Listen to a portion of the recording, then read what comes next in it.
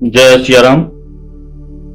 नीलांबुज श्यामल कोमलांगम सीता समारोपित वाम भागम पाणौ महासायक चारु चापं नमामि रामं रघुवंशनाथम। कर्पूर गौरम करुणावतारं संसार सारं भुजगेन्द्रहारं सदा वसन्तं हृदयारविन्दे भवं भवानी सहितं नमामि। अतुलित बलधामं हेमशैलाभदेहं धनुजमन कृशानं ज्ञानिनामग्रगण्यं कलगुणनिधानं वानराणामधीशं रघुपतिप्रियभक्तं वातजातं नमामि। वन्दं गुरुपदकंज कृपा सिंधु नररूप हरि महामोहतम कुंज जासु वचन रविकर निकट। जय सिया राम। मानसामृत के अगले भाग में फिर से आपका स्वागत। फिर से जय सिया राम। पिछले पाठ में हमने बालकांड के दोहा संख्या 105 तक का पाठ किया था। आज पाठ को आगे बढ़ाते हुए 105 दोहे से प्रारंभ करते हुए आगे का पाठ। जय सिया राम। सिद्ध तपोधन जोगी सुर किन्नर मुनि वृंद बसाई तहा सुकृति सकल से वही शिव सुकन। 105 आगे। हरिहर विमुख धर्म रति नाही ते नर तह सपने नहीं जाही ते गिर पर बर बिटप बट बिटप विशाला विद नूतन सुंदर सब काला।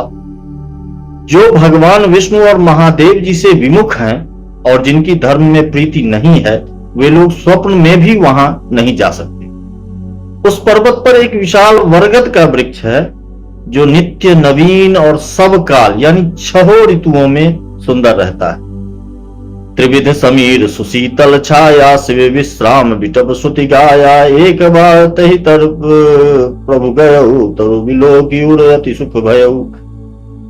वहां तीनों प्रकार की शीतल मंद और सुगंध वायु बहती रहती है। उसकी छाया बड़ी ठंडी रहती है। वह शिव जी के विश्राम करने का वृक्ष है जिसे वेदों ने गाया है। एक बार प्रभु श्री शिव जी उस वृक्ष के नीचे गए और उसे देखकर उनके हृदय में बड़ा आनंद हो। निज कर दासी नागरी पुछाला बैठे सहज शंभु कृपाला कुंद इंदु दर गौर शरीरा भुज प्रलंब परिधन मुनि चीरा।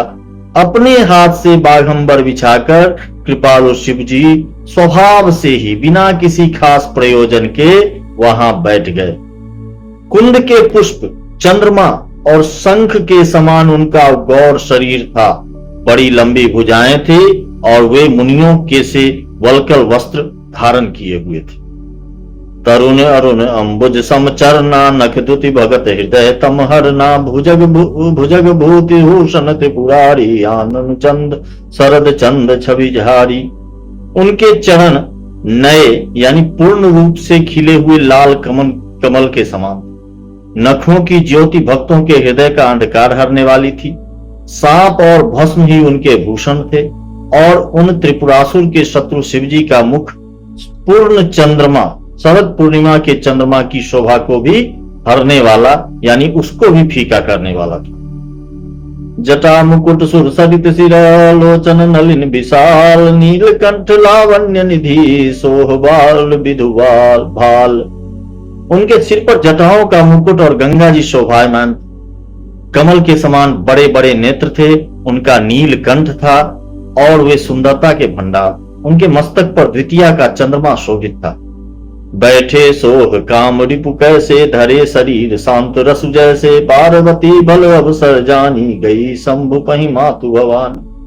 कामदेव के शत्रु शिव जी वहां बैठे हुए ऐसे शोभित हो रहे थे मानो शांत रस ही शरीर धारण किए वहां बैठा हो।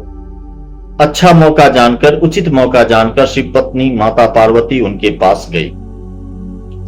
जानी प्रिया आदरवती किन्हा बाम भाग आसन हर दिन्हा बैठे शिव समीप हर्षाई पूर्व जन्म कथा चित आई। अपनी प्यारी पत्नी जानकर शिवजी ने उनका बहुत आदर सत्कार किया और अपनी बाईं ओर बैठने के लिए आसन दिया। पार्वती जी प्रसन्न होकर शिव जी के पास बैठ गई। उन्हें पिछले जन्म की कथा का स्मरण हो आया। पिछले जन्म की कथा याद आ गई। पति ही हेतु अधिक अनुमानी बिहसी उमा बोली प्रियवाणी कथा जो सकल लोक हितकारी सोई पूछन चह शैल कुमारी। स्वामी के हृदय में अपने ऊपर पहले की अपेक्षा अधिक प्रेम समझकर पार्वती जी हंसकर प्रिय वचन बोली। याज्ञवल्क्य जी यहाँ कहते हैं कि जो कथा सब लोगों का हित करने वाली है उसे ही पार्वती जी पूछना चाहती हैं। विश्वनाथ मम नाथ पुरारी, त्रिभुवन महिमा विदित तुम्हारी। चर अरु अचर नाग नर देवा, सकल कहीं करहीं पद पंकज सेवा। पार्वती जी ने कहा, हे संसार के स्वामी, हे मेरे नाथ, हे त्रिपुरासुर का वध करने वाले, आपकी महिमा तीनों लोकों में विख्यात है। चर अचर नाग मनुष्य और देवता सभी आपके चरण कमलों की सेवा करते हैं। प्रभु समर्थ सर्वज्ञ शिव, सकल कला गुण धाम।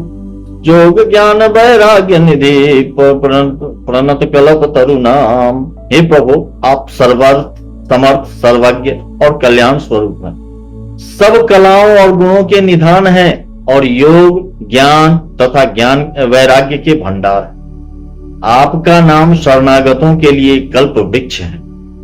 जो मोह पर प्रसन्न सुख राशि, जानिए सत्य मोहि निज दासी। तो प्रभु हरो मोर अज्ञाना, कही रघुनाथ कथा विधि नाना।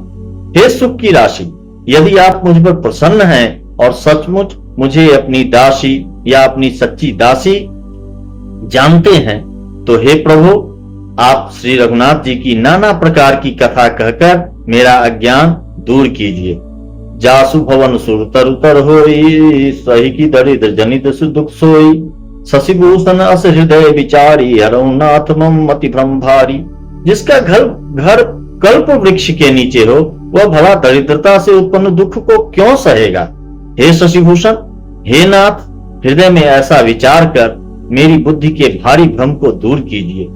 प्रभु जे मुनि परमार्थवादी, कहीं राम कह ब्रह्म अनादि। शेष शारदा वेद पुराना, सकल करहीं रघुपति गुण गाना। हे प्रभु, परमार्थ तत्व यानी ब्रह्म के ज्ञाता और वक्ता मुनि हैं, वे भी श्री रामचंद्र जी को अनादि ब्रह्म कहते हैं। और शेष सरस्वती वेद और पुराण सभी श्री रघुनाथ जी का गुण गाते हैं।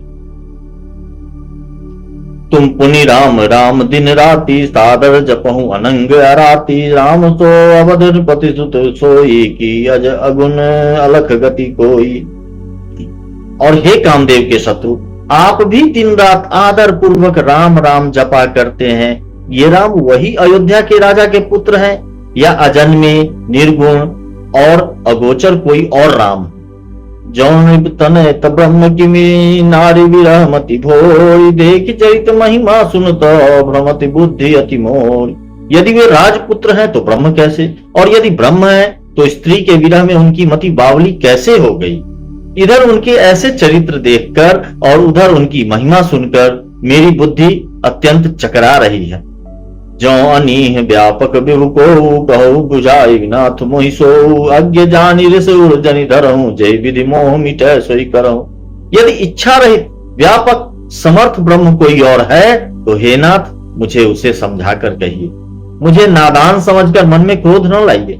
जिस प्रकार मेरा मोह दूर हो, मेरा भ्रम दूर हो, वही कीजिए। मैं बन दीखी राम प्रभुताई, अति भय विकल न तुम्हें सुनाई। तदपि मलिन मन बोध न आवा, सो फल भली भांति हम पावा। मैंने पिछले जन्म में वन में श्री रामचंद्र जी की प्रभुता देखी थी, परंतु अत्यंत भयभीत होने के कारण मैंने वह बात आपको सुनाई नहीं। तो भी मेरे मलिन को बोध न हुआ, उसका फल भी मैंने अच्छी तरह पा लिया। अजहू कछु संसव मन मोरे, करो भी कृपा बिनु बहु कर जोड़े। प्रभु तब मोहि बहु भांति प्रबोधा, नाथ सो समुझ करहु जनि क्रोधा। अब भी मेरे मन में कुछ संदेह है, आप कृपा कीजिए। मैं हाथ जोड़कर विनती करती हूँ, हे प्रभु, आपने उस समय मुझे बहुत तरह से समझाया था, फिर भी मेरा संदेह नहीं गया। हे नाथ, यह सोचकर मुझ पर क्रोध न कीजिए। तब कर अस विमोह अब नाही, राम कथा पर रुचि मन माही। कहो पुनीत राम गुण गाथा, भुजगराज भूषण सुरनाथा। मुझे अब पहले जैसा मोह नहीं है, अब तो मेरे मन में राम कथा सुनने की रुचि है। हे शेषनाग को अलंकार रूप में धारण करने वाले देवताओं के नाथ, आप श्री रामचंद्र जी के गुणों की पवित्र कथा कहिए। बंदो पद धरि धरनि सिरो, विनय करो कर जोड़। वर्णौ रघुवर बिसर जसो श्रुति सिद्धांत निचोर। मैं पृथ्वी पर सिर टेक कर आपके चरणों की वंदना करती हूँ और हाथ जोड़कर विनती करती हूँ, आप वेदों के सिद्धांत को निचोड़ कर श्री रघुनाथ जी का निर्मल यश का वर्णन कीजिए। यद्यपि जोशिता नहीं अधिकारी, दासी मन क्रम वचन तुम्हारी, गूढ़ तत्व न साधु दुरावहीं, आरत अधिकारी जहां पावहीं। यद्यपि स्त्री होने के कारण मैं उसे सुनने की अधिकारिणी नहीं हूं, तथापि मैं मन वचन और कर्म से आपकी दासी हूं। संत लोग जहां आर्त अधिकारी पाते हैं, वहां गूढ़ तत्व भी उससे नहीं छिपाते। अतियार अति पूछऊं सुर राया, रघुपति कथा कहूं करिदाया, प्रथम सो कारण कहूं विचारी, निर्गुण ब्रह्म सगुण बपुधारी। हे देवताओं के स्वामी, मैं बहुत ही आर्त भाव से दीन भाव से पूछती हूँ, आप मुझ पर दया करके श्री रघुनाथ जी की कथा कहिए। पहले तो वह कारण विचार कर बतलाइए जिससे निर्गुण ब्रह्म सगुण रूप धारण करता है। पुनि प्रभु कहूं राम अवतारा, बाल चरित पुनि कहूं उदारा, कहूं जथा जानकी विवाही, राज तजा सो दूषण काई।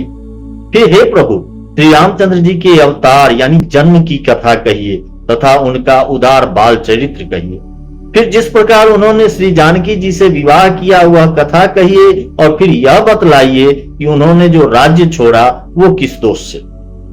बनबसी किन्ने चरित अपारा, कहूं नाथ जिमि रावण मारा, राज बैठी किन्नी बहुलीला, सगर कहूं शंकर सुखशीला।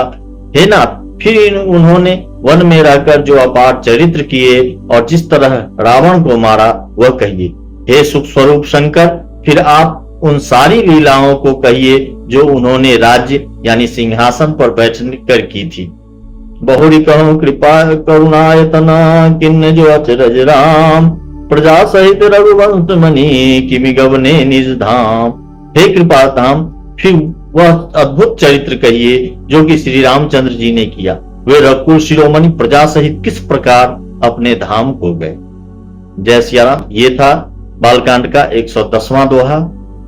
फिर मिलते हैं मानसामृत के अगले भाग में अगले पाठ के साथ। तब तक के लिए जय सिया राम।